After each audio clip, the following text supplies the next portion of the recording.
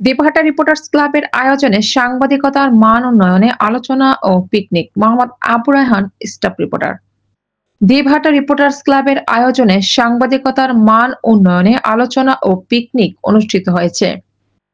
সোমবার 17 নভেম্বর দুপুরে দেবহাটা রূপসী ম্যানগ্রোভে অনুষ্ঠিত উক্ত অনুষ্ঠানে সভাপতিত্ব করেন দেবহাটা রিপোর্টার্স ক্লাবের সভাপতি আর কে বাপ্পা। প্রধান অতিথি হিসেবে উপস্থিত ছিলেন দেবহাটা উপজেলা নির্বাহী অফিসার মিলন সাহা। বিশেষ অতিথি ছিলেন যথাক্রমে দেবহাটা থানার অফিসার ইনচার্জ গোলাম কিবরিয়া হাসান, দেবহাটা উপজেলা বিএনপির সাবেক সদস্য সচিব ও জেলা বিএনপির আহ্বায়ক কমিটির সদস্য মহিউদ্দিন সিদ্দিকী ও দেবহাটা উপজেলা জামায়াতের সাধারণ সম্পাদক হাফেজ মাওলানা এমদাদুল হক।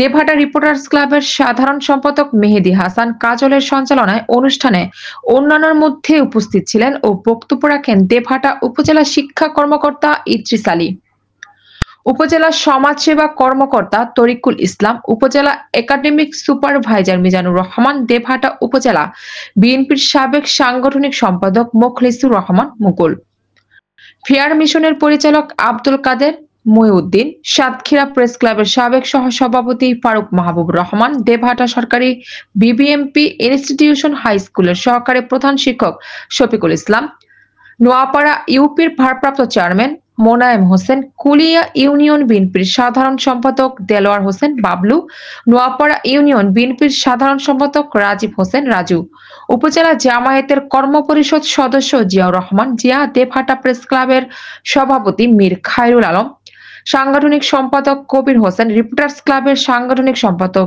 একেএম রেজাউল করিম, দপ্তর সম্পাদক রিয়াজুল ইসলাম আলম, সাহিত্য ও সাংস্কৃতিক সম্পাদক তারেক মনোয়ার, ক্রীড়া সম্পাদক আবু হাসান, ইউনিয়ন জামায়াতের প্রশাসনিক কর্মকর্তা ফয়াজুল ইসলাম, উপজেলা মৎস্যজীবী দলের সাধারণ সম্পাদক শাফায়েত হোসেন বাচ্চু, উপজেলা স্বেচ্ছাসেবক দলের সিনিয়র যুগ্ম আহ্বায়ক আহমদ আলী, সাংবাদিক সিরাজুল ইসলাম, উপজেলা ছাত্র দলের আহ্বায়ক ইমরান ফরাদ সহ বিভিন্ন রাজনৈতিক নেতৃবৃন্দ, জনপ্রতিনিধি, এনজিও প্রতিনিধি, বিভিন্ন মিডিয়া কর্মী ও গণ্যমান্য ব্যক্তিবর্গ।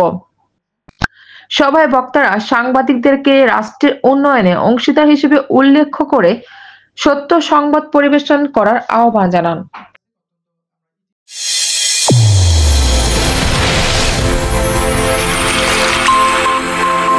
চ্যানেল A1 হৃদয়ের স্পন্দন।